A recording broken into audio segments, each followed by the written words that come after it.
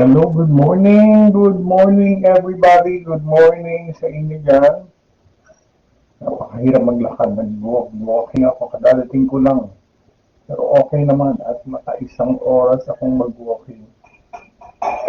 Hindi sumama si Malu at masakit daw ang paa, naku po.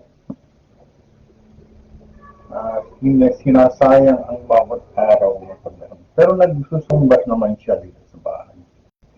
At least, nag-exercise pa rin. Good morning sa inyo dyan at panibagong araw. Today is March 18, 2025, no?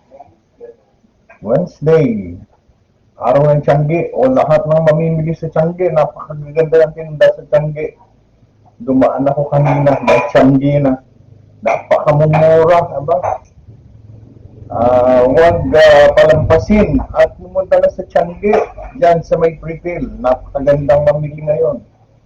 Walang putik at napakalinis ng Pritil. Oh, yeah. Good morning din sa lahat ng mga nariyan sa labas, sa aking mga kapatid, sa aking mga anak, at sa aking mga kamag-anak na nariyan lang sa palipaligid.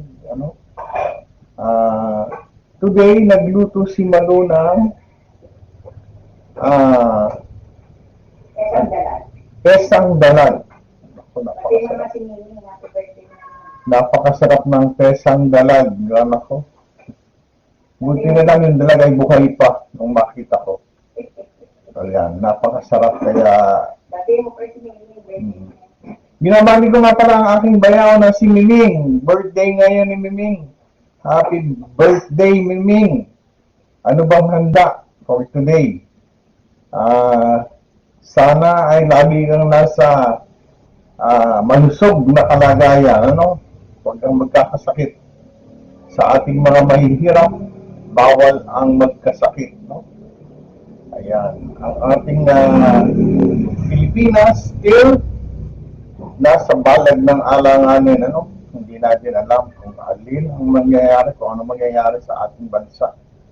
Sa napakagulong sitwasyon ng politika.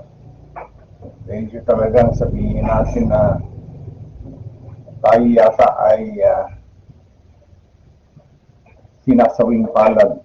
Nasaan na si Bagsaysay, si Rizal, nasaan na sila sa panahon ngayon, no?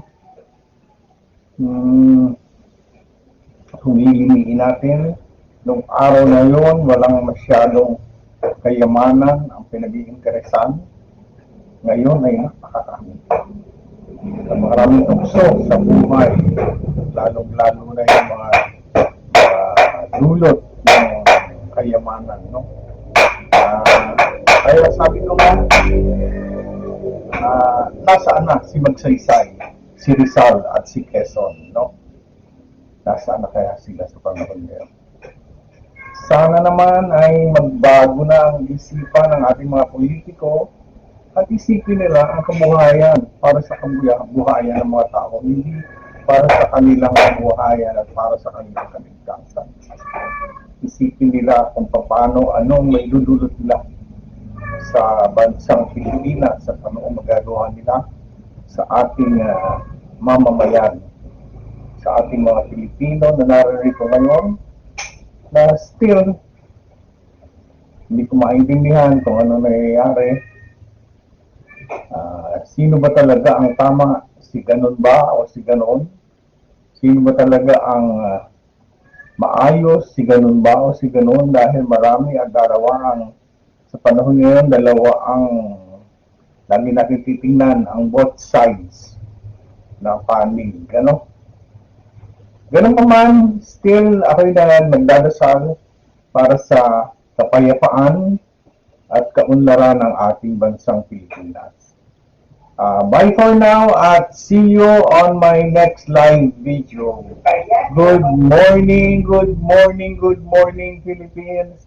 Good morning sa lahat ng mga kasamahan.